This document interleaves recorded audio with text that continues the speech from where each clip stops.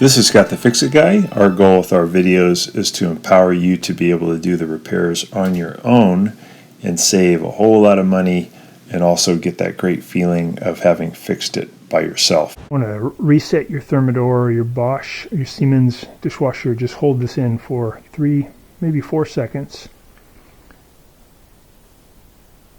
And the display will show this, and close it, and then it'll drain all the water out and also reset the computer.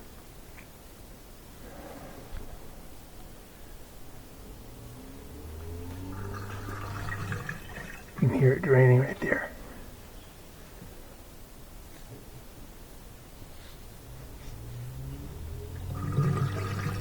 Yeah, that's great.